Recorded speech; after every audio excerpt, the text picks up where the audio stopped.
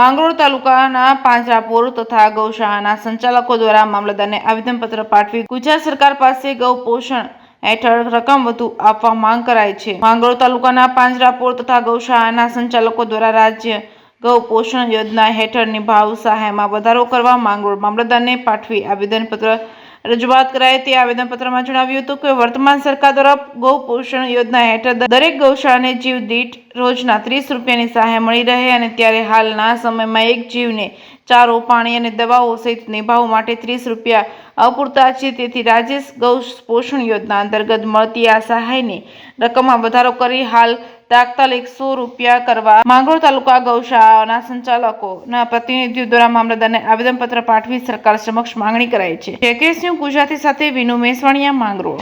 વંદે ગૌ માતરમ।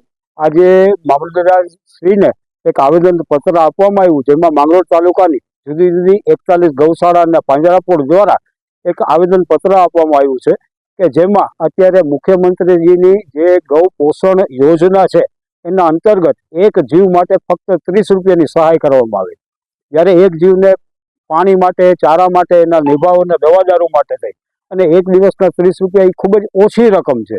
એટલે ગૌસેવકો અને ગૌશાળાના સંચાલકો સુધી દ્વારા આજે સરકારશ્રીને એક અનુરોધ કરવામાં આવ્યો કે આ રકમ છે એ મિનિમમ 100 રૂપિયા કરી દે તો ગૌ સેવા માટે થઈને એ લોકોને થોડીક શક્તિ મળશે, થોડોક ટેકો મળશે। અને અત્યારે ખારા પાણીની વ્યવસ્થા હોય તો લોકોને વેચાતો ચારો લેવો પડતો હોય અને નિભાવ માટે દવા દારૂનો ખર્ચો જે કાંઈ થતો હોય એમાં પણ ગૌશાળાને, પાંજરાપોળને, આવા ટ્રસ્ટને કાંઈ ને કાંઈ સહાયરૂપ થશે। તો અમારી સરકારશ્રીને વિનંતી છે કે આ નિર્ણય વહેલાસર લઈ અને દરેક ગૌશાળાને ઉપયોગી થાય એવી અમારી અપેક્ષા છે।